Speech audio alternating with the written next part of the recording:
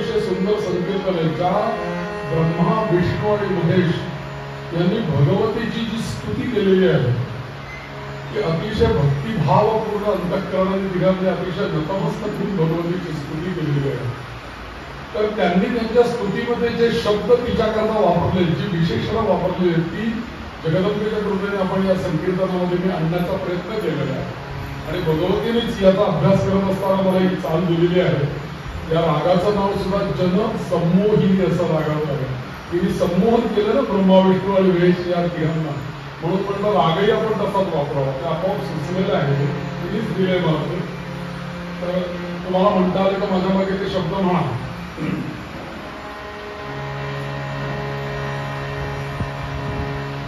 ओम कामेश्वरी जगन्माता भवानी भुवनेश्वरी कामेश्वरी जगन्माता भवानी भुवनेश्वरी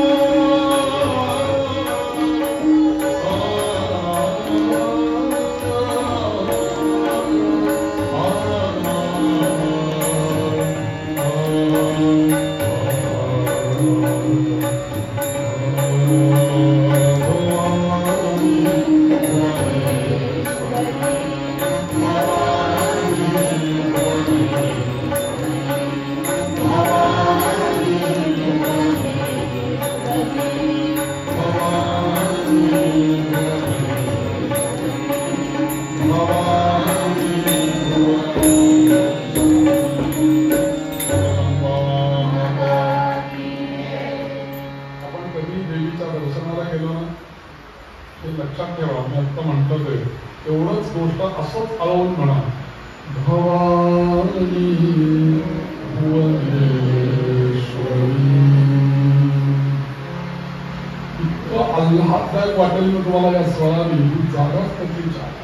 आणि खरोखर तुम्हाला सांगतो, मी माझ्या देवघरामध्ये त्या दिवशी याचा अभ्यास करत बसलेलो होतो. समोर ललिता महात्रिपुरी सुंदरीचं यंत्र आहे ना, श्रीयंत्र, कुंकुमार्चन केलं आणि मी अभ्यास करत होतो देवी भागवताचा. तर त्यावेळेला मला ते ही सगळं स्तवन मी वाचलं, म्हणजे हे असं असं स्तवन केलंय, ह्याच्यामध्ये कुठले शब्द येतात. पहिला शब्द केलाय कामेश्वरी, जगन्माता, आणि भवानी, भव म्हणजे हा सगळा भवसागर, ईन म्हणजे त्याची स्वामी ती भवानी, आणि म्हणून भुवन ईश्वरी. त्या ब्रह्म्याला काय निर्माण करायला सांगितलंय? भुवन निर्माण करायला सांगितलंय. मग ती कशी आहे? विश्वेश्वरी.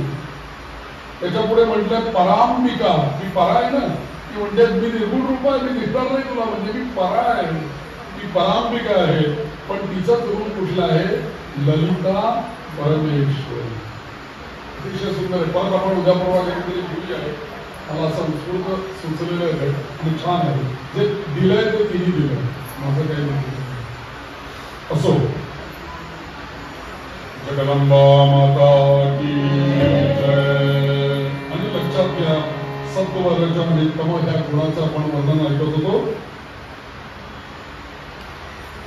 एक तुम्हाला गोष्ट सांगतो की सत्व, रज आणि तम हे 3 गुण आपल्या जीवनामध्ये कसे काम करतात. दृष्टांत म्हणून ऐका. 3ही गुण आपल्या जवळ आहेत, पण हे 3ही गुण आपल्याकडे कार्यरत आहेत. एक दृष्टांत, एक मनुष्य जंगलामधनं चाललेला होता प्रवास करत, एकाकडून दुसऱ्याकडे. त्याच्यावरती काहीतरी त्याला लुटण्याकरता 3 चोर समोरनं आले. 3 चोर त्याला लुटण्याकरता आले. त्यातल्या एकाने त्याला बेदम चोप दिलं आणि एकाने त्याला बांधून ठेवलं, आणि बांधून ठेवून ते 2 चोर पळून गेले. पहिल्यांदा जो आला पुढे, त्याने पटापट याला बघितल्यानंतर त्याचा काही घेण्याच्या आधी त्याला पहिला चोप दिला. घेतलं काही. दुसरा जो होता त्यांनी त्याच्या जवळचं जे काही गाठोडं होतं, जे काही सामग्री होती, ती सगळी काढून घेतली आणि त्याला बांधून ठेवलं एका झाडाला, आणि दोघेही चोर निघून गेले. एक जण तिथे राहिला त्याच्यापेक्षा, त्याने मारलं नव्हतं, त्याचं काही घेतलं नव्हतं, काही नव्हतं. तो मात्र चोर तिथे थांबला होता. आणि त्या चोरांनी काय केलं, ते 2 चोर लांब गेलेले बघितले आणि याचे हळूच दोरी सोडून टाकली. बाबा रे, या मार्गाने असा का, तुझं घर तिकडे आहे, तिकडे तुला गाव लागेल, मी माझ्या मार्गाने जातो, तू तुझ्या मार्गाने जातो. हे जे 3 चोर आहेत ना, हे 3 चोर म्हणजे सत्व, रज आणि तम. हे जेव्हा 3 चोर या मानवाकडे आले, तेव्हा याला लुटण्याकरता आले, तेव्हा त्यातला जो तमोगुण पुढे आला त्यांनी पहिल्यांदा चोप दिला. रजोगुण पुढे आला, रजोगुण चोर, त्यांनी काय केलं, त्याच्याकडचं काढून घेतलं, लोभ. आणि दुसरी गोष्ट, रजोगुण बांधून ठेवतो, त्याला बांधून ठेवलं जातं. पण सत्वगुण जो होता त्याने काहीच केलं नाही, तो बघत होता ही सगळी क्रिया.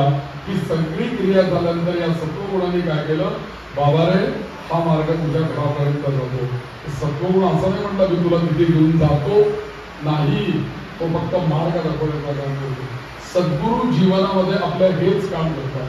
ते फक्त आपल्याला मार्ग दाखवतात. बाबा रे, तू या मार्गाने जा, तुझ्या इकडे कल्याण आहे, ते नाही आपल्या बरोबर येते. अथर्वशीर्ष आपल्याला मार्ग दाखवतो, देव आपल्याला मार्ग दाखवतो. आपण त्या मार्गाने गेलो म्हणजे आपल्या कल्याण आहे. म्हणून वेदांनी सुद्धा प्रार्थना अशी केली, भद्रं कर्णेभिः शृणुयाम देवाः, भद्रं पश्येमाः चवीर्यजत्राः, स्थिरैः अंगैः. मला सारखं मंगलच पाहायला मिळू दे, मला सारखं मंगलच ऐकायला मिळू दे, म्हणजेच काय होईल, त्याच्याकडे जाण्याची माझी इच्छा प्रबळ होईल. म्हणजे सत्वगुण वाढीस लागेल. असं सगळं या अध्यायामध्ये या व्यासांनी वर्णन केलं. आता याविषयी आणखी एक तुला मी गोष्ट सांगतो. अरे जन्मय जया, तू असं सगळं ऐकलंस या भगवतीचं महात्म्य, तू आता एक कामच कर. तू आता पहिला देवीचा यज्ञ आयोजित कर, मोठा यज्ञ कर चांगला, त्याशिवाय तुझं काही कल्याण होणार नाही.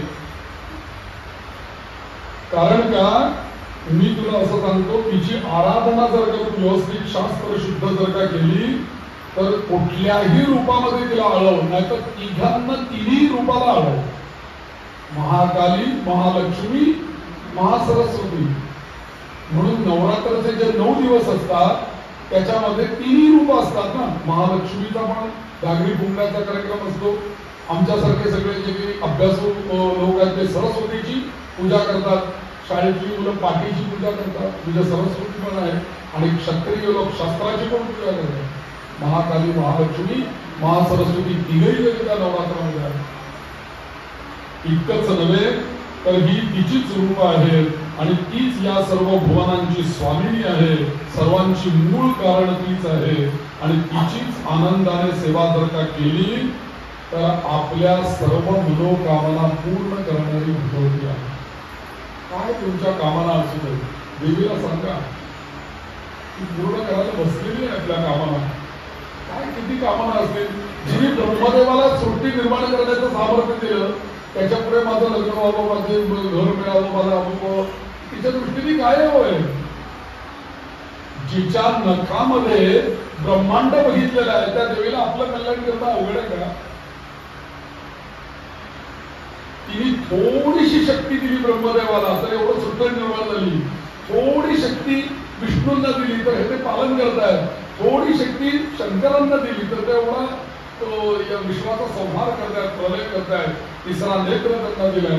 थोडी शक्ती दिली ती तशीच आहे. तिची फक्त शक्ती पाठवून दिली कामाला. कल्पना करा तुम्ही, मग आपल्या कामाला काय तिच्या त्याच्यापेक्षा मोठा थोडीच आहे. ती शूद्र कामाला नाही. पण ते त्या कामाला आपल्याला तिला सांगायलाही लागणार नाही. ही तिची मोठेपणा आहे. ब्रह्मदेवाने काय सांगितलं होतं का मला हे पाहिजे ते पाहिजे, काय ते जाऊन फक्त उभे राहिले तिच्या समोर. तिने बरोबर सगळं त्यांच्याकडनं काम करून घेतलं. त्यांना आधी पहिलं स्त्री रूपच देऊन टाकलं. तू माझ्याकडे का ये आतमध्ये. या कथेतून आपल्याला हा गोष्ट समजावून घ्यायची आहे. म्हणून आता पुढे सांगतात ये बा म्हणे, ज्याला आत्मज्ञान पाहिजे तोही तिची उपासना करतो. ज्याला सुख पाहिजे, संसार करायचा आहे आणि ऐहिक सुख पाहिजे तोही तिची उपासना करतो. आणि म्हणून मी तुला एक गोष्ट सांगतो की तिचं कसंही तुझ्या मुखामध्ये जरी नाव आलं ना तरी ती तुझं कल्याणच करतो. कसंही नाव घ्यायचं, कळत न कळत जरी तिचं नाव तुझ्या तोंडामध्ये आलं, अस्पष्ट जरी आलं, अगदी स्पष्ट आलं नाही, अस्पष्ट जरी आलं तरी सुद्धा ती तुझं कल्याण आहे. कारण ती शेवटी माऊली आहे, माता आहे ती.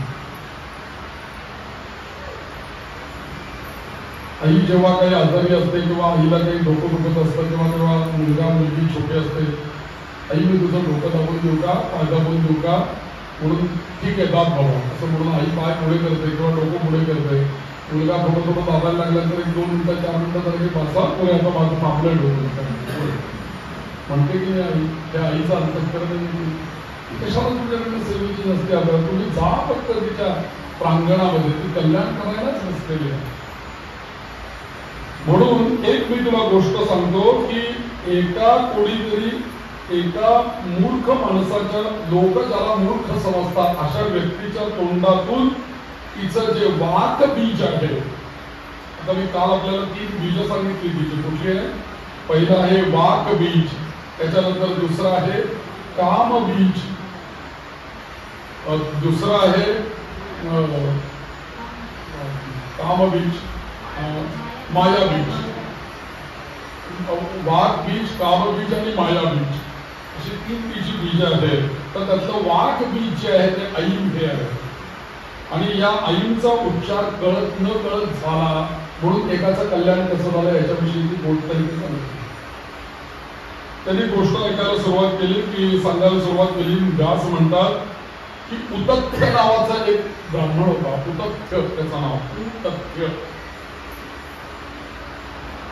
तर याला केवळ याची हकीकत अशी आहे की त्याने तो शब्द ऐकला आणि त्याने ऐकल्यानंतर त्याचं कल्याण झालं. ते कसं, ती गोष्ट आता सांगतो.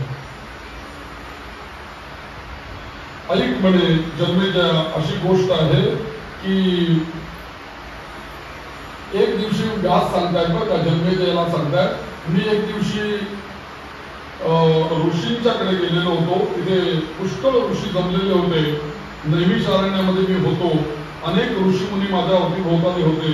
सगळ्यांना मी वंदन केलं आणि त्यांना एकच प्रश्न विचारला की तुमच्या या सभेमध्ये मी आलेलो आहे आणि मला एवढंच सांगा की मला एक शंका आहे, त्याचं निरसन कसं होईल.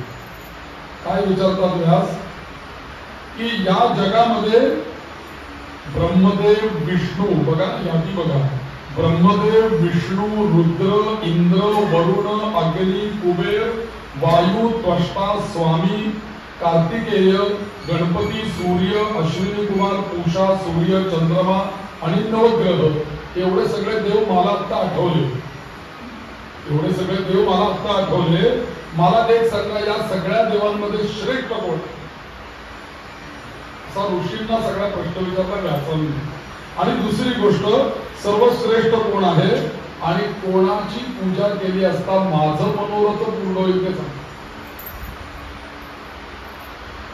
आणि मनोरथ पूर्ण होईल आणि या सगळ्या देवांपैकी निरंतर सेवा करत राहावी असा कोण देव आहे,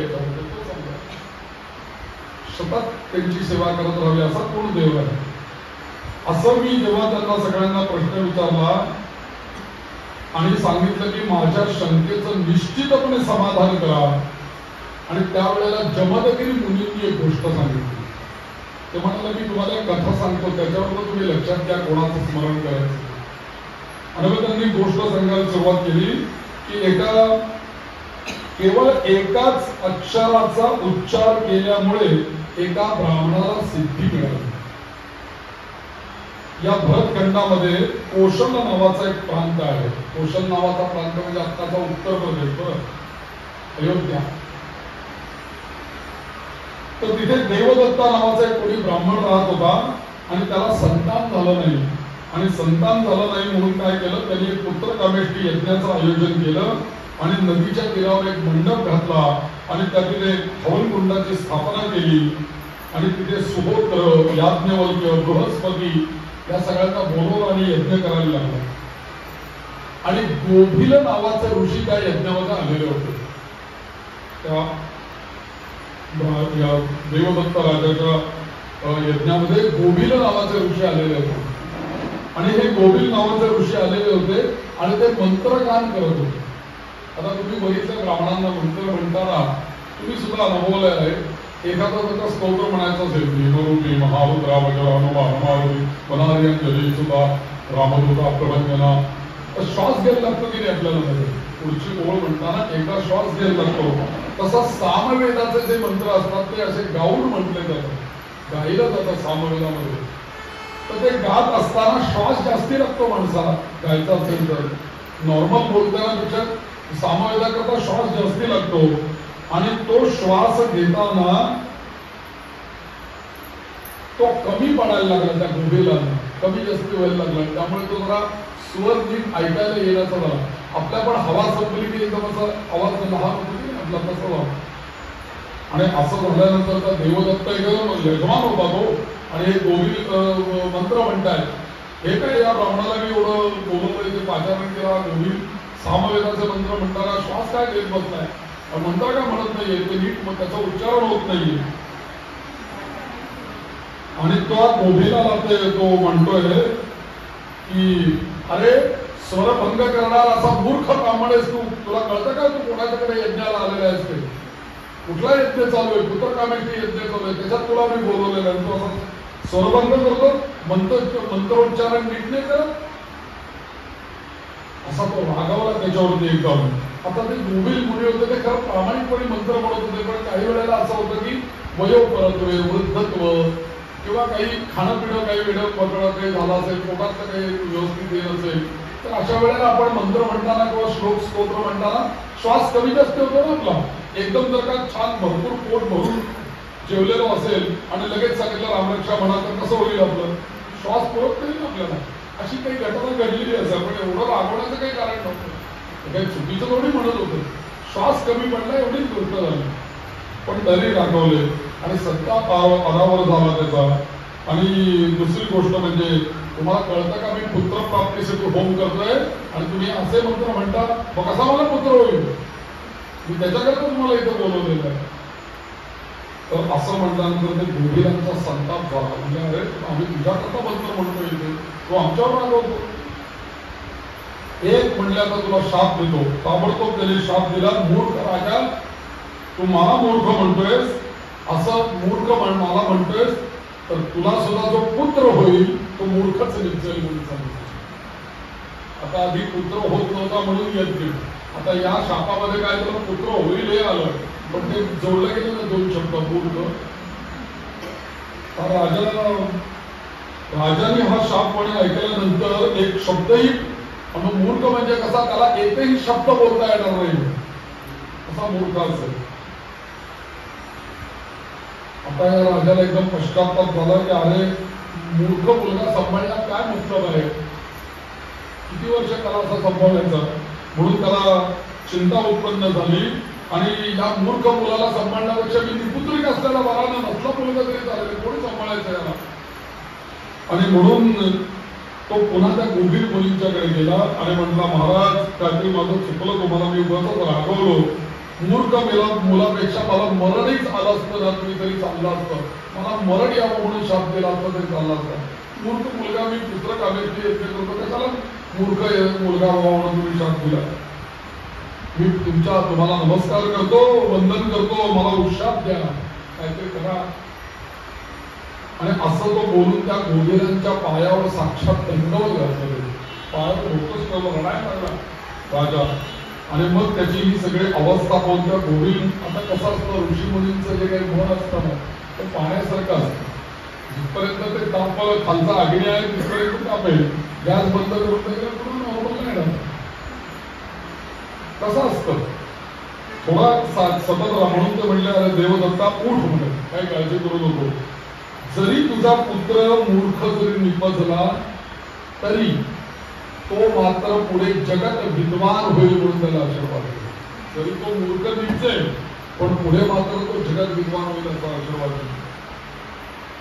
आणि मग पुढे अशी गोष्ट घडली की रोहिणी नावाच्या नक्षत्रावरती त्या राजाला मुलगा झाला. परवाच्या दिवशी आपण ऐकलं रेवती नक्षत्रावर मुलगी झाली, मुलगा झाला त्याच्यामध्ये. आणि आज ते सांगताय रोहिणी नक्षत्रावरती मुलगा झाला. प्रत्येक नक्षत्राचं फल वेगवेगळं आहे बरं. मी जसं सांगितलं ना की मूळ नक्षत्रावरती जर का जन्म झाला तर मूळ नक्षत्र ज्या मुलाचं असेल त्याला ते खूप चांगलं आहे बरं का, पण मूळ नक्षत्रावर जन्म झाला की त्याच्या आई वडिलांना मात्र ते चांगलं आहे.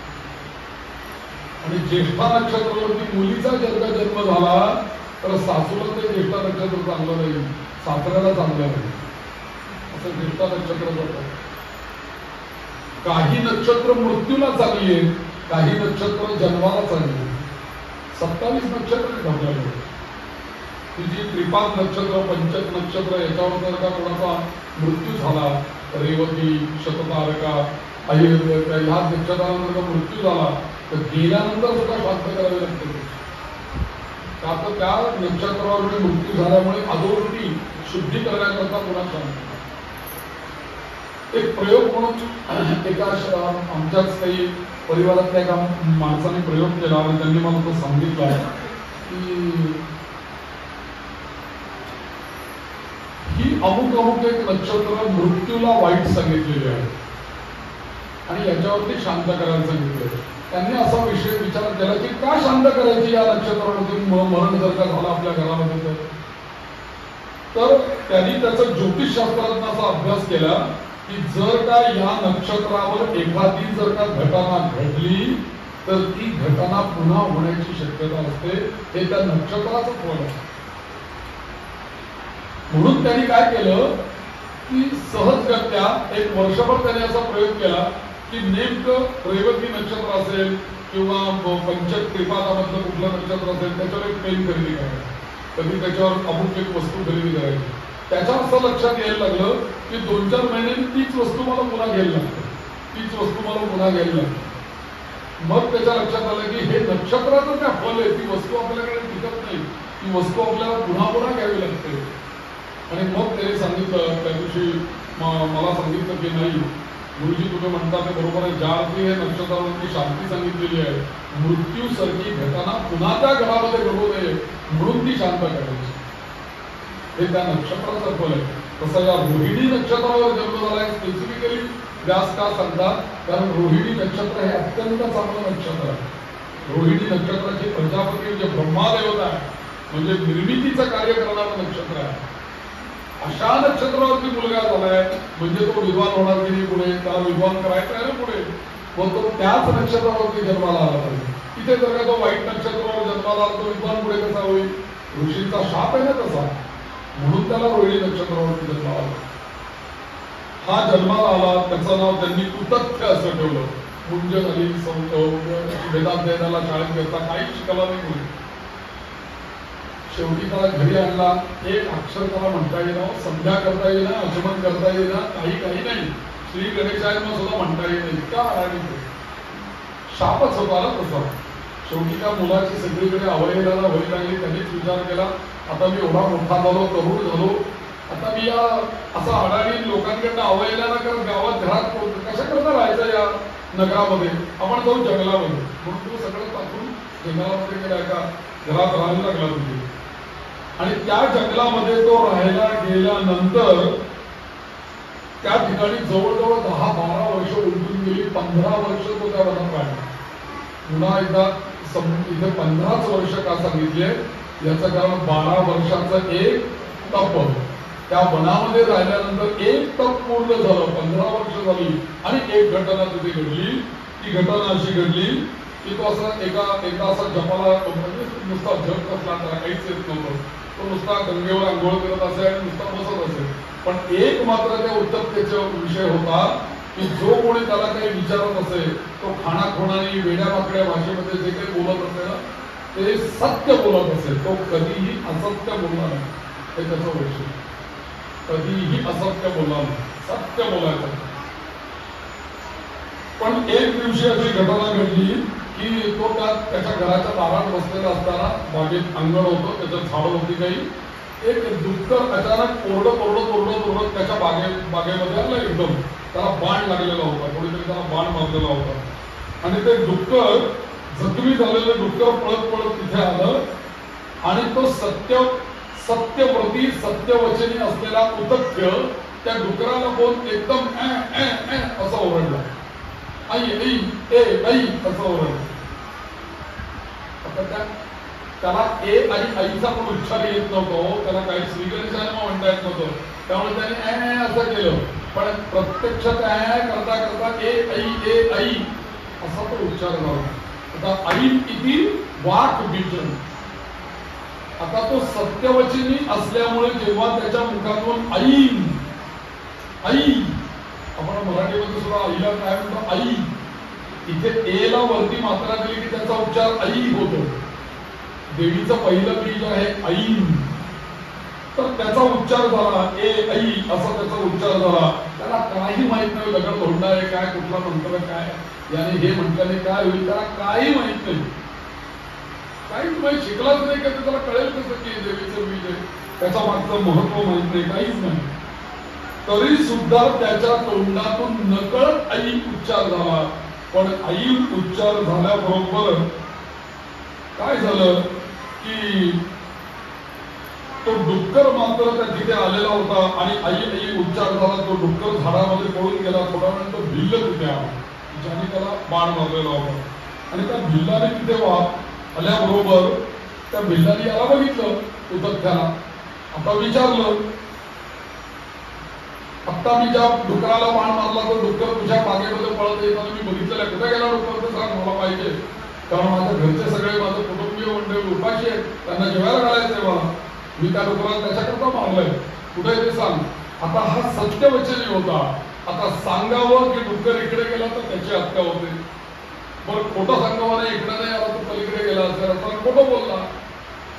अलीकडे पंचायत आता तिथे. तर त्यावेळेला घटना अशी घडली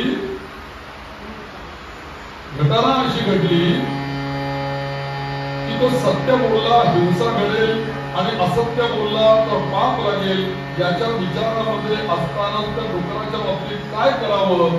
ए आई असा उच्चार तर आपल्याला कडनं झालेला आहे. त्यांनी पुन्हा ए आई उच्चार केला. त्याला ते आवडलं. काहीतरी आपल्याकडनं म्हटलं गेलं असं काहीतरी ते आपल्याला आनंद होतो ना. काय हा अक्षर मस्त उच्चारलं. त्या रामरक्षे म्हटलं आहे ना, आत्मसज्ज धनुषा विषस्पृशा हा श्लोक म्हणता आला की मुलांना आनंद होतो. आत्मसज्ज धनुषा विषस्पृशा वक्षया शुभनिषंग संगिनौ. सगळं आलेलं की आपल्याला आनंद होतो. आपल्याला आलं तसं एक आई त्याच्या उच्चार मनामध्ये आल्याबरोबर त्याला आनंद झाला. त्याने पुन्हा तो उच्चार केला आणि एक आई असा उच्चार केल्यानंतर झालं काय की ते बीज कोणाचं होतं, जगदंबेचं. तिला ते ऐकायला गेलं. हा सत्यवचनी आहे म्हणून त्याने उच्चारलेला पहिला 15 वर्षांनी उच्चारलेला शब्द. इतका दिवस तो मुकाच होता. आणि ह्यानी उच्चारल्याबरोबर देवी संतुष्ट झाली आणि संतुष्ट झाल्यानंतर ती प्रगट नाही झाली. तिने तिची महाविद्या सरस्वती त्याच्याकडे पाठवून दिली आणि पाठवून दिल्याबरोबर ती जगदेविका सूक्ष्म रूपाने अशी आली आणि एकदम त्याच्यामध्ये संचारली कशी बीज संचारली तशी. आणि तिने त्याच्यामध्ये संचार केला आणि क्षणार्धात त्या संचार केल्याबरोबर काय झालं, जसा वाल्याचा वाल्मिकी झाला तसा हा एकदम उतथ्य एकदम प्रज्ञावान झाला. आणि प्रज्ञावान झाल्यानंतर तो भिल्ल हे सगळं क्षणार्धात घडतंय. मला सांगायला वेळ लागतो तर तो भिल्ल समोर उभा आहे, हे त्याच्या समोरच घडतंय सगळं. आणि एका क्षणार्धात तो प्रज्ञावान झाला, मोठा कवी झाला आणि त्या भिल्लाला म्हणाला की अरे तू काय मला विचारलं, डुक्कर कुठे गेला विचारतोयस का तू? मी सांगतो म्हणे तुला. जो काहीच बोलत नव्हता तो संस्कृत मध्ये त्याला उत्तर देतो, या पश्यती सा न ब्रूते, या ब्रूते सा न पश्यती. अहो व्याध स्वकार्यार्थी किम पृच्छसी पुन्हा पुन्हा. हा का विचारतो मला पुन्हा पुन्हा? कारण का म्हणे त्याने काय उत्तर दिलं मराठीत ऐका म्हणजे तुमच्या लक्षात येईल. त्याने उत्तर दिलं आणि पुन्हा पुन्हा काय विचारतोय, ज्या जिभेला बोलता येतं ना तिने काही पाहिलेलं नाहीये आणि ज्यांना पाहिलंय त्यांना काही बोलता येत नाही. काय उत्तर आहे हे? मोठं उत्तर कुठे गेलं? त्याचं उत्तर काय आहे? जिला बोलता येतं तिने पाहिलं नाही आणि ज्यांना पाहता येतं त्यांना बोलता येत नाही. आता असं उत्तर जर भिल्लाने ऐकलं तर डोकं करलं. काय ते व्हॉट्सअपवर ते फोन पाठवतात ना, अशी डोक्यावरचे मोठे बोलायचं तसं आला कळलं नाही बाबा तुझा मेसेज काय. तर तो निराश झाला. तो म्हणला जाऊ दे, हे त्यांच्याकडून नावे लागतंय काहीतरी मस्त उत्तर बरोबर करतो. त्या भिल्लाला काय कळणार आहे? निघाला निघून तिथं. पुढे असं झालं की तो सत्यव्रत ब्राह्मण महाकवी विद्वानांमध्ये प्रसिद्ध झाला आणि अर्थातच आदिशक्ती ती परादेवी परांबा आणि म्हणून अशी जगताची केवळ आई उच्चार त्या झाल्यामुळे त्याचं कल्याण झालं. म्हणून जन्मेजया तू ऐं ह्रीं क्लीं चामुंडायै विच्चे या मंत्राचं आवाहन केलं. हा मंत्र कोणी कोणाला दिला तर ऐं ह्रीं क्लीं चामुंडायै विच्चे हा मंत्र भगवान महाविष्णूंना साक्षात जगदंबेने दिल्यावर का प्रत्यक्षात हा नवाक्षरी मंत्र होतो. ऐं ह्रीं क्लीं चामुंडायै विच्चे. बरोबर नवदुर्गा 9-11 नवमात्व अक्षरांचा मंत्र. फक्त एक गोष्ट लक्षात ठेवा, जरी आपण या कथा ऐकल्या तरी सुद्धा आपली योग्यता आपली धारणा आपल्याला कोणीतरी कुठला तरी मंत्र आपण पुस्तकात वाचून म्हणायचा नसतो. मेडिकलचं दुकान जरी आपल्या बिल्डिंग मध्ये असेल खाली असेल तर कुठलेही औषध घेऊन आपल्याला चालेल का? ते स्क्रिप्ट लिहून आणायला लागतं डॉक्टरकडनं, मग आपण औषध आणतो. तसं आपल्याला कुठले मंत्र चालतील हे आपल्याला गुरूंना माहिती. कुठले तरी मंत्र उचलायचे आपल्या श्रीमाता श्री महाराज चालू आपलं म्हणायला तसं नाही होऊ शकत. कुठेतरी डोक्यावर हात ठेवावा तर ते म्हणता येईल आणि तर म्हणावं म्हणजे त्याचं आपल्याला फल मिळतं. या उद्धत्याने एवढी तपश्चर्या, तो जन्माला येण्यापूर्वी तपश्चर्या, यज्ञ आणि पुन्हा याच्यामध्ये सत्यव्रत त्याने आयुष्यभर सांभाळलेलं आहे. म्हणजे तो मुळात असेल 15 वर्षाचा वनात गेला तेव्हा, त्याच्यानंतर 15 वर्ष सत्यव्रत सांभाळलंय. कमीत कमी 30 वर्षाची तपश्चर्या जेव्हा झाली तेव्हा त्याच्या तोंडातून आई हे बाहेर पडलं आणि भगवती कृपा झाली.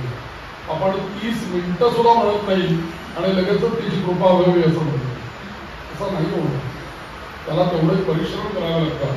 आणि म्हणून तो देवीचा मंत्र 1-2 मिनिटं फक्त तुम्ही म्हणू नका, तुम्ही फक्त मंत्र ऐका.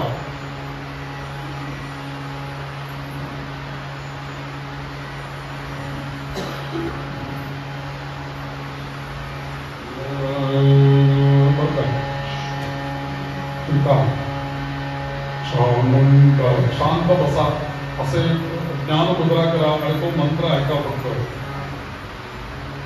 म्हणून कोणी नका, मी म्हणतो तुम्ही फक्त ऐका. आणि त्या देवीचं भगवतीचं डोळे मिळून क्षणभर 1 मिनिटभर 2 मिनिट फक्त ध्यान करा.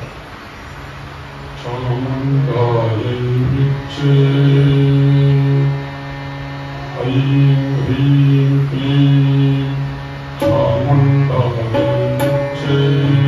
ऐं ह्रीं क्लीं चामुण्डायै विच्चे. ऐं ह्रीं क्लीं चामुण्डायै कंस.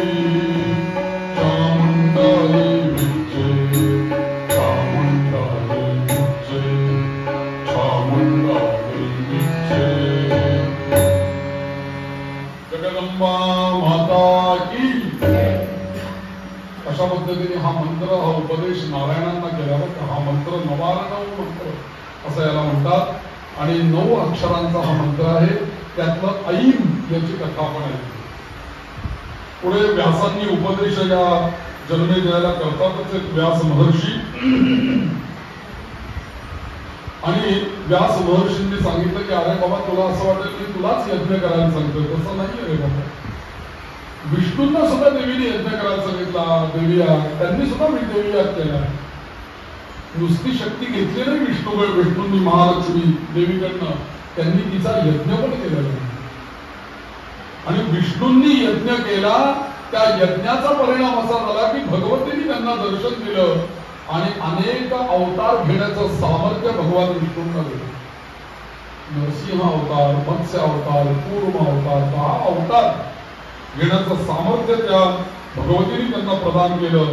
याचं कारण त्यांनी भगवान विष्णूंनी देवीचा यज्ञ केला. मग आपण नवरात्रामध्ये जो देवीचा याग करतो, हवन करतो, त्याला किती महत्व आहे. आणि देवीचा जेव्हा तुम्ही चंडी याग करता तेव्हा या मूल मंत्राचाच आहुती दिल्या जातात. ऐं ह्रीं क्लीं चामुंडायै विच्चे स्वाहा, त्याच्यात आहुती दिल्या जातात. आणि विशेष तुम्हाला सांगतो की विष्णूंनी जो देवी याग केला त्या देवी यागामध्ये याच मंत्रांचं भरपूर हवन केलं विष्णूंनी. हेच इथे सांगितलेलं आहे. सबीज या मंत्राचं, कारण मंत्र देवीकडनंच मिळाला होता. पण लक्षात घ्या, विष्णूंना जेव्हा देवीकडून मंत्र मिळाला तेव्हा त्यांनी म्हणून त्याचं अनुष्ठान केलं. ते असं म्हटलं नाही की आप्पाबाळ चौकामध्ये पुस्तक मिळतं, ते घरी घेऊन या, वाचा आणि करा जप, असं नाही होऊ शकत. त्यांना मिळाला तो मंत्र कुठून तरी मिळवावा लागतो. आधी शिष्य व्हावं लागतं, मग गुरु मिळतात आणि गुरुची सेवा करावी लागते, तेव्हा गुरु बसून मंत्र मिळतो आणि तेव्हा तो जप केल्यानंतर आपला उद्धार होतो. एवढा प्रोसेस आहे. अप्पवळ चौघांचं पुस्तक काढून नाही उद्धार होत. फार तर आपल्याला कळेल काय आहे, पण ते हाऊ टू प्रोनाउन्स कसं म्हणायचं कोण सांगणार? त्यात साक्षात भगवतीने विष्णूंना हा मंत्र सांगितला. म्हणून मी तुम्हाला मगाशी म्हटलं की तुम्ही फक्त ऐका. दुसरी गोष्ट, आणि ज्या वेळेला कधीही धर्माला गळाली येईल त्यावेळेला तू अवतार घेऊन या सगळ्यांचं रक्षण करशील म्हणून सांगितलं. आणि मी एक सुदर्शनाची गोष्ट सांगितलेली. हा जो सुदर्शन नावाचा जसा उदक्य सांगितला तसा सुदर्शन बरं का. पुन्हा कोसल देशाची गोष्ट, सारखे अयोध्येच्या गोष्टी येतात बघा. काय तिथे कमी पडलंय थोडंसं, त्यामुळे जरा थोडं दिलेलं असं वाटतंय काहीतरी कमी झालं. पुन्हा एकदा सीताशक्ती वाढली पाहिजे तिथे पुढच्या वेळेला. तर त्यामुळे कोसल देश पुन्हा अयोध्या.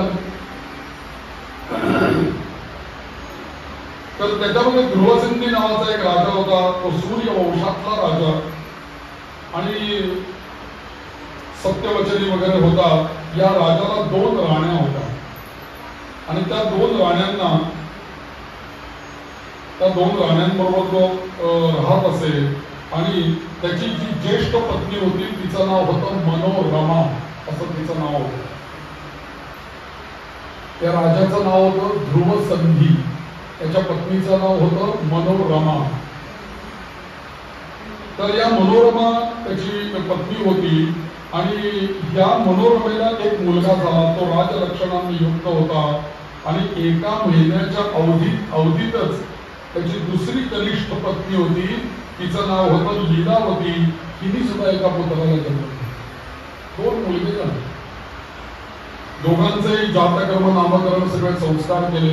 आता इथे सारखा संस्कारांचा उल्लेख येतो बरं का. येत्या 5-6 दिवसात कधीतरी मी 16 संस्कार हा विषय घेऊन 5-10 मिनिटं बोलेल.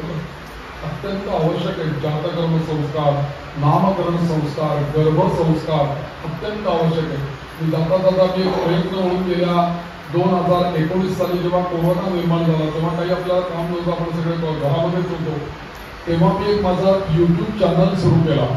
त्याचं नाव आहे मंदार सुमंगल. माझं नाव मंदार आहे, सुमंगल गणपतीचं नाव आहे. आधी मंदार टाईप करा, मग सुमंगल टाईप करा, की माझं चॅनल ओपन होईल. त्याच्यावरती सगळ्या गर्भसंस्कारांवरती माझे व्हिडिओ मी ठेवलेले आहेत की त्याचं महत्त्व काय, तो कधी करावा, वेगवेगळे आपले सण, आपले उत्सव, एकादशी आणि अनेक सारी स्तोत्र.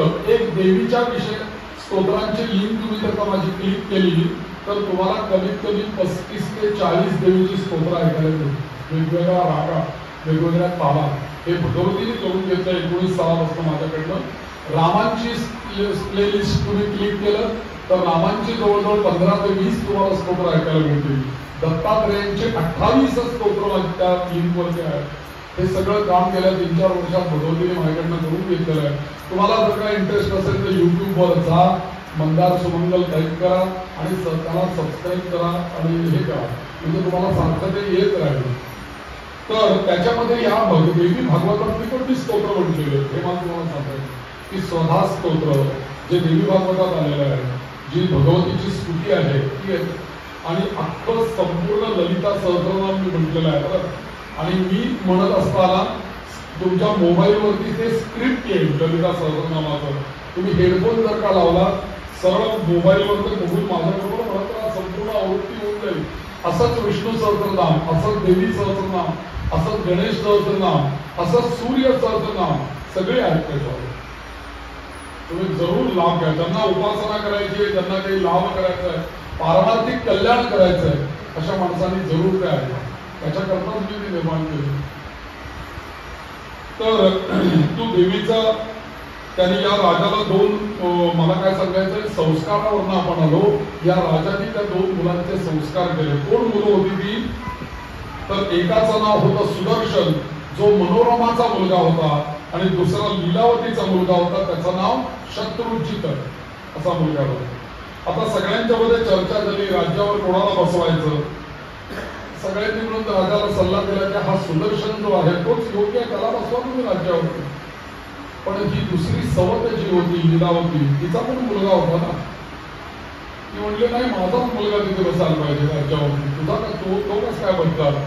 याच्यामध्ये असं करता करता त्या राजा म्हटला, तुमचा तुम्ही विचार करा, मी जरा शिकार करायला जातो वनामध्ये. म्हणून तो राजा वनामध्ये गेला. तिथे त्या सिंहाशी ते शिकार चालू असताना एका सिंहाने त्याच्यावरती आघात केला आणि त्या सिंहाशी युद्ध करता करता करता त्या राजाला मरण आलं, तो मेला. आता पुन्हा प्रश्न निर्माण झाला, राजा कोणाला करायचा. आता हे दोन लहान मुलं होती, या दोघांचेही आजोळचे आजोबा होते दोघे जण, आणि ते दोघं जण त्या ठिकाणी आले आणि ते दोघं जण खरं तर या राजाचा मृत्यू झाला म्हणून भेटायला आले होते. पण त्यांनी ही गोष्ट लक्षात आली. त्यातला एकाचं नाव होतं युधाजित. तो युधाजित राजा जो होता तो या लीलावतीच्या मुलाचे आजोबा होते.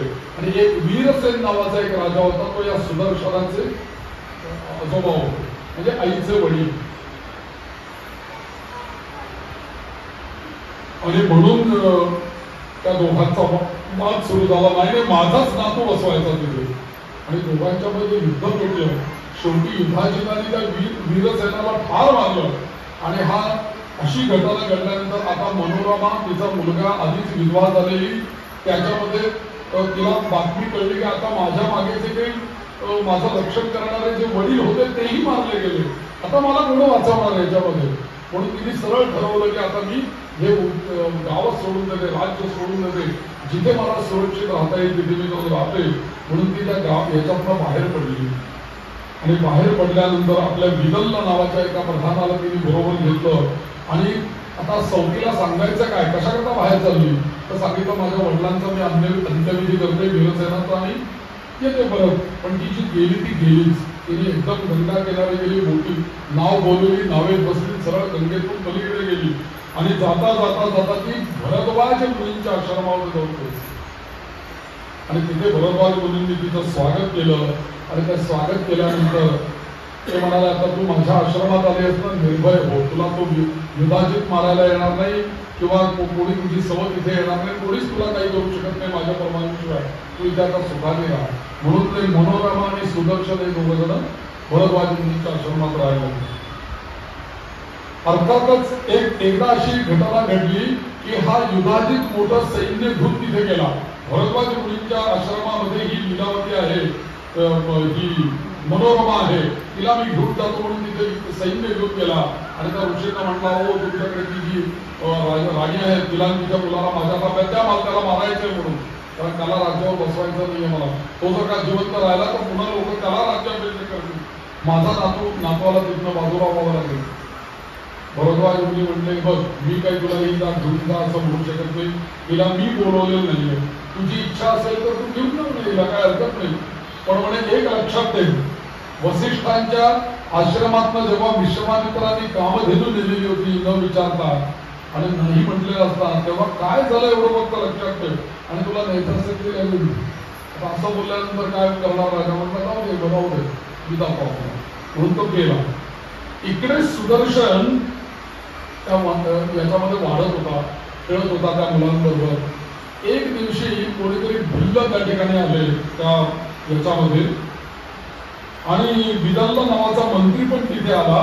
तेव्हा तिथले जे काही मुनिगण होते त्या मुनिगणांनी एकदम त्या विदल्ल नावाचा जो मंत्री होता त्याला हाक मारली, ए क्लिबा क्लिबा असा हाक मारली. आणि तो सुदर्शन तिथे खेळत होता लहान पोरांबरोबर.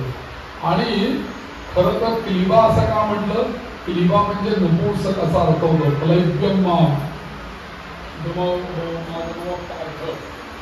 क्लैब्य ही खरं शिवी आहे. आणि ते मुनी लोक त्याला खरं ती शिवी देत होते क्लिबा म्हणून. काय तू नपुंसक आहे, तुला राणीचं रक्षण नाही करता आलं, या सुदर्शनाचं रक्षण नाही करता आलं, काय तू आहे असं त्याला ते बोलत होते क्लिबा. म्हणून त्यांनी ते क्लिबा असं त्यांनी उच्चारलं. हे लहान पोरग जे तिथे सुदर्शन खेळत होतं त्यांनी बाकी पुढचा शब्द ऐकलाच नाही, की तेवढंच ऐकलं. आणि झालं, लहान मुलांना असं काहीतरी विचित्र शब्द मिळाला गाण्यातला सुद्धा, बरं का, त्याला त्याचा अर्थ पण माहित नसतो त्या गाण्यातला, पण तो शब्द त्याला फार आवडतो. अर्थ तेच लहान मुलांचं बघा कसं असतं, गुणगुणून बसतात ते. त्याला विचारायला माहित नसतं त्या शब्दाचा अर्थ काय, ते गाणं काय, त्यासोबत काही नसतं माहिती, पण ते म्हणत असतो सारखं, कारण त्याला ते मजा वाटते. तसा हा सुदर्शन क्लीबा असं ऐकल्याबरोबर त्याला ब ऐकायला आला नाही, फक्त क्ली ऐकायला आलं आणि झालं क्ली क्ली क्ली क्ली क्ली क्ली क्ली क्ली क्ली क्ली क्ली क्ली सुरू झालं तोंडाबद्दल. ते इतकं सुरू झालं क्ली क्ली क्ली क्ली क्ली क्ली, आणि त्याला विचारायला माहित नाही की हे देवीचं काम बीज आहे. त्याला कुठे माहिती आहे? आई हे वाघबीज आहे त्याला माहिती होतं का? क्लीम हे काम बीज आहे माहिती का? नाही माहिती. तर तो आपला जप जप करण्याचा त्याला चाळाच लागला, सारखा जप करतोय त्याचा, सारखं काही झालं की क्लीम क्लीम क्लीम असंच म्हणतोय. क्लीन बोल्ट क्लीन खेळताना मुलांची क्ली सारखं त्याच्या तोंडात यायला लागलं. तर हे क्ली क्ली म्हणता म्हणता या क्लीचा परिणाम असा झाला की अभ्यास लवकर झाला. जो अभ्यास करायला 10 वर्ष लागणार होती, तो अभ्यास या क्ली क्ली क्ली म्हणण्यामुळे काय झालं, 2-4 वर्षातच पूर्ण झाला. एकदम देवी तसा, म्हणजे त्या देवीने त्याला इतकं उंच केलं आणि त्यांनी विद्याभ्यास केला. आणि तो दिनक्रम चालू असताना एक दिवशी अचानक भगवतीने त्याला दर्शन दिलं. जगदंबा माता की जय. तो त्या सुदर्शन त्या देवीला ओळखत पण नव्हता, त्याला माहित पण नाही की कोण आहे म्हणून. तो आश्चर्याने बघायला लागला की ही कोण लाल साडी नेसलेली आहे, गरुडावर बसलेली आहे.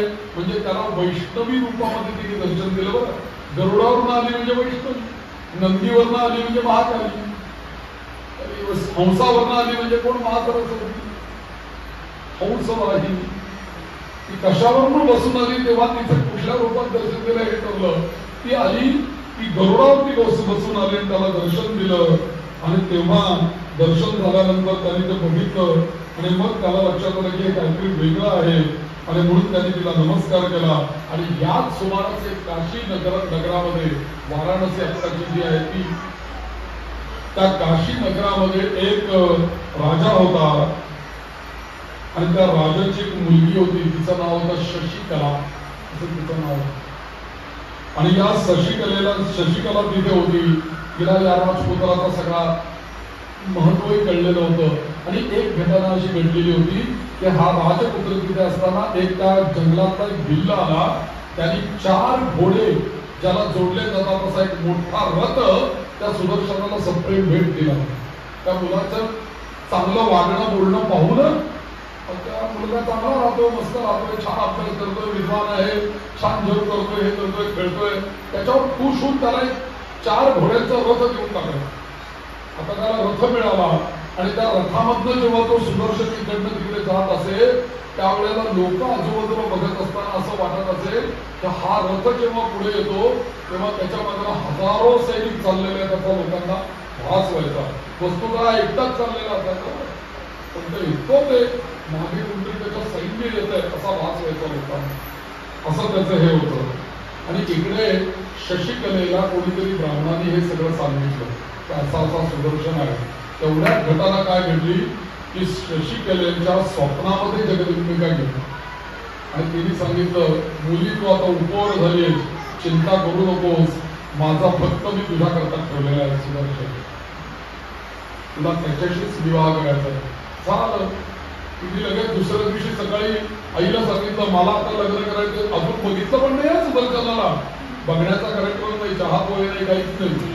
पण तरी सुद्धा हिने सकाळी उठल्या उठल्याच सांगितलं की मला लग्न करायचंय ते त्या सुदर्शनाशीच करायचं आहे. आणि झालं. मग सुदर्शन कोण कुठला तिलाही माहित नाही. तिने कोणीतरी पाठवलं आणि सुदर्शनाची सगळी माहिती मागून घेतली आणि सुदर्शनाला पण निरोप पाठवला. आता सुदर्शनाला आपल्या नगरीमध्ये बोलवण्याकरता काहीतरी निमित्त पाहिजे ना, बोलायचं करायचं. मग बाबांच्या मागे लागले, बाबा तुम्ही काय करा, स्वयंवर आयोजित करा, स्वयंवर. आणि स्वयंवर जर का तुम्ही आयोजित केलं ना तर मला काहीतरी संधी मिळेल असं तिने मनात ठेवलं. बाबांना काही सांगितलं नव्हतं अजून काही. पण ते म्हणले कुठलं स्वयंवर आयोजित करायचंय, इच्छा स्वयंवर आयोजित करायचंय का पण स्वयंवर आयोजित करायचं आहे का तिसरी जी पद्धत आहे शौर्य शुक्ल स्वयंवर असं आयोजित करायचं आहे.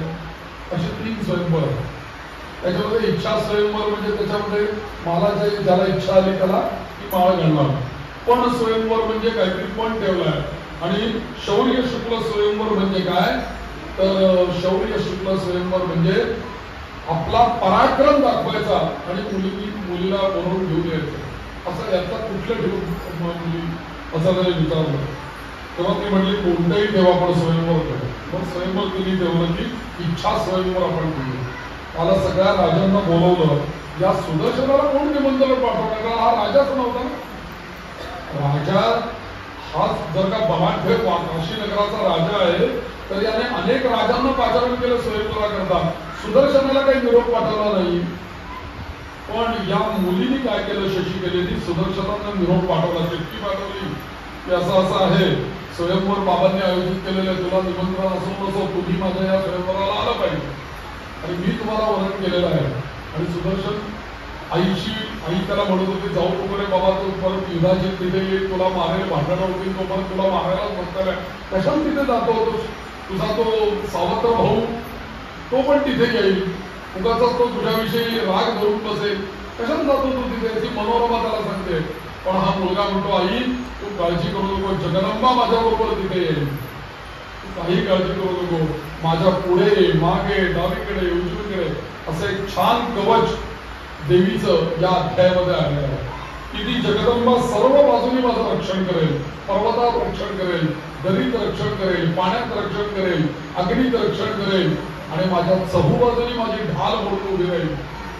आणि म्हणून मला कोणाची चिंता नाही. म्हणून हा सुदर्शन तिथे गेला आणि सुदर्शन जाऊन पोहोचल्यानंतर वार्ता कळली. मग सगळ्या राजांनी त्याची अवहेलना करायला काय पोरगे हे काय राजा वस्त्र दिलेत का, मुकुट आहे का, अलंकार आहे का, सुवर्ण आहे का, और तो सुद्धा दुसऱ्याचा घेतलेला भिल्लांचा आलाय.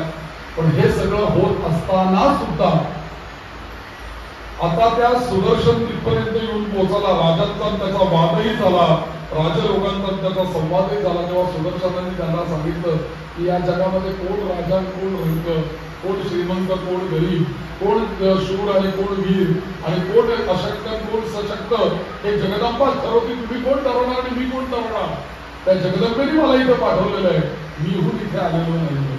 त्याने आपलं प्रामाणिकपणे सगळ्या राजांना सांगितलं. पण हो नाही करता करता हे काही लग्न होईना. स्वयंवराला येऊन बसला तो बरं का तिथे. आणि मुलीला या राजाने सांगितलं की तू आता हार घे हातामध्ये आणि जा सगळ्या याच्यामध्ये. तेव्हा ही शशिकाला म्हणते बाबा मी काही हार घेऊन जाणार नाही. कारण माझी इच्छा अशी आहे की ज्याच्याशी लग्न मला करायचंय त्याआधीच मला पाहिलं पाहिजे. उगा स्वयंवरामध्ये जे काय अनेक शेकडो राजे इथून बसलेले आहेत सगळ्यांच्या मधून मी जाणार आणि त्यालाच हार घालणार आहे. उगाच सगळ्या जणांना माझ्याविषयी पाहून असा आसक्ती निर्माण होईल की ही माझी पत्नी व्हायला पाहिजे, माझी पत्नी व्हायला पाहिजे. अशी आसक्ती माझ्याविषयी कोणाला होता कामा नये. त्यामुळे मी आता कोणा समोर जाऊ इच्छित नाही. हार घेऊ. मग आता काय करायचं म्हणून याने विचार केला आणि रात्री त्यांनी विवाहाचं आयोजन केलं. आणि रात्री आयोजन करून या सुबाहू नावाच्या राजाने या सुदर्शनाचा आणि शशिकलेचा रात्री विवाह लावला. अजूनही उत्तर प्रदेशामध्ये रात्री विवाह करतात. लोक तसेच असतात सगळे. रात्री विवाह केला. तर रात्री विवाह केला आणि दुसऱ्या दिवशी सगळ्या राजांना समी गेले पहाटे ऐकायला लागले. लक्षात आला सगळ्यांच्या ते लग्न झालं म्हणून राजाने आपल्याला उगाच बोलवलं. सगळे राजे रागावले. त्याच्यात हा विभाजित आणि हा खूपच रागावला. आम्हाला खोटं बोलून तिथे बोलवलं म्हणून. आणि मग इकडे संपूर्ण लग्न केलं, कन्यादान केलं, सगळा भरपूर त्यांनी रुखवत दिलं, हत्ती वगैरे दिले, घोडे उंट सगळं दिलं, सैन्य दिलं आणि आनंदाने सगळी त्याला पाठवणी केली सुदर्शनाला. आणि सुदर्शन पण आपल्या रथात बसला. शशिकलेला शेजारी बसवलं आणि काही नाही हे सैन्य वगैरे दिलं. त्याच्याकडे त्या सुदर्शनाचं काही लक्ष नव्हतं. जगदंबेचं चिंतन करतो आपला चालला रथाला हे करून. पण थोडं अंतर गेल्यानंतर त्याच्या असं लक्षात आलं की माझा रस्ता अडवून सगळे स्वयंवराला आलेले सगळे राजे आणि त्याच्यामध्ये तो पहिला विभाजित आणि माझा सावत्र भाऊ पहिला रथून तिथे उभा आहे. ते सगळेजण म्हणतायत अरे या सुदर्शनाला मारा सोडा. त्याची ती बायको त्याची ती पत्नी आहे ती त्याची नाहीये, ती त्याच्या योग्यतेची नाहीये, ती आपल्यासारख्याच्या योग्यतेची आहे. तिला घ्या काढून घ्या पळवून तिला. असे सगळेजण आरडाओरडा करतायत. आणि त्यावेळेला या सुदर्शनाने आकाशामध्ये बघितलं आता कोण त्याचा तारणहार होत. त्यावेळेला त्या जगदंबेला त्यांनी साथ घातली. सर्व मंगल मांगल्ये शिवे सर्वार्थ साधिके शरण्ये त्र्यंबके गौरी नारायणी नमोस्तुते. जगदंबा माता की. आणि ती जगदंबा लगेच प्रगट झाली. तिथे आधीच प्रगट झालेली होती. सिंहावरती बसूनच आली. त्या राजांनी सगळ्यांना बघितलं काय. त्या राजांनी काय तिला महत्व बांधलेलं नाही. ही कोण आली बाबा इथे आणि ही काय आमच्याशी युद्ध करणार. आम्ही किती बलाढ्य. ही काय एकटी आमच्याशी युद्ध करणार. अशा हेतूने ते देवीकडे बघतात.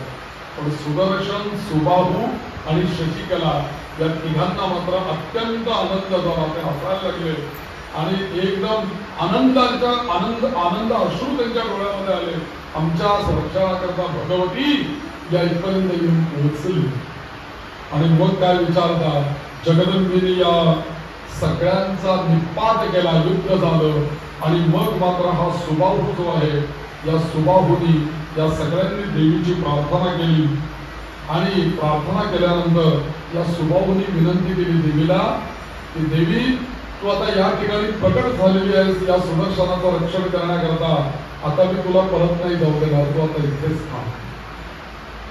आणि म्हणून आजही वाराणसीला जे काशी यात्रेला जातात त्यांना माहिती आहे देवी आहे बघा. दुर्गा देवी बाबा विश्वनाथ आहे, अन्नपूर्णा आहे, तशी ती दुर्गा देवीचं स्थान आहे. 51 शक्तीपीठामधली ती एक देवी आहे बघा वाराणसीला.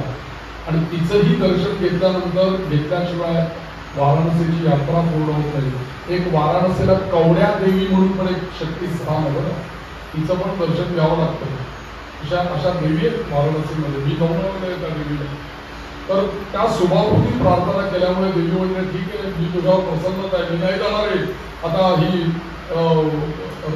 नगरी सोडून. काशी नगरी आणि गंगा मी नाही सोडणार. मी आता इथेच थांबणार. म्हणून देवी तिथे स्थानापन्न झाली. आणि मग इकडे सुदर्शन आपल्या शशिकलेला घेऊन आपल्या कोशल नावाच्या देशामध्ये आला. आणि त्यांनी सुद्धा त्या ठिकाणी देवीचं मंदिर बांधलं आणि त्यांनी देवीची स्थापना केली. आणि तेव्हापासून त्याच्यानंतर कितीतरी पिढ्यांनंतर राम त्या वंशामध्ये जन्माला आले. ते रामांच्या खूप आधीचा वंश त्यांचा सूर्यवंश.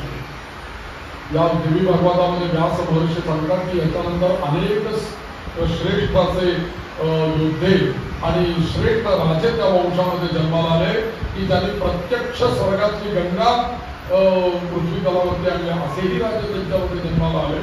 पण तत्पूर्वी या सगळ्यांवरती जगदंबेची कृपा.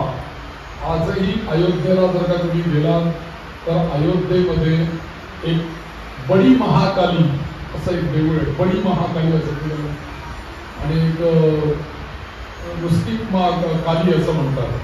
तर मी जेव्हा गेलो होतो तेव्हा मी म्हटलं बडी महाकाली देऊळ तो फैजाबादला ते देऊळ आहे.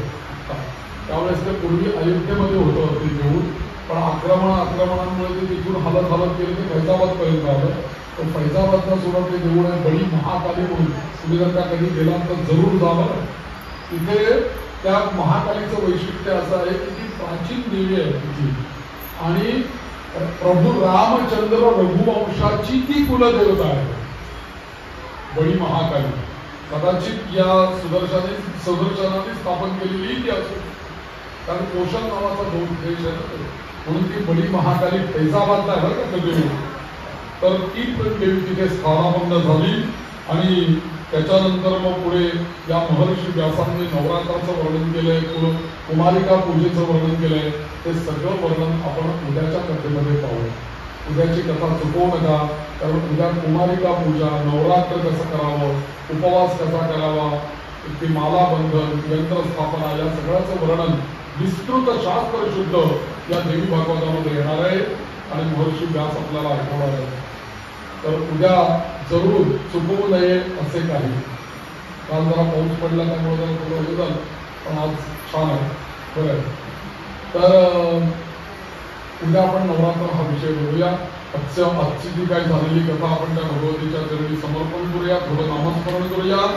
आणि आजची आरतीला आपण पुढे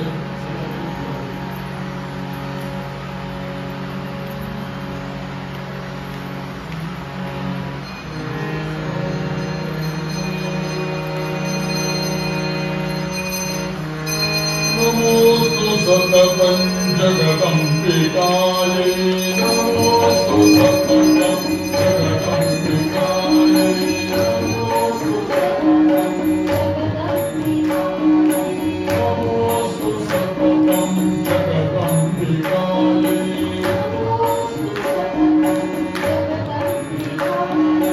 पराम्बा विश्वमोहिनी पराम्बा विश्वमोहिनी पराम्बा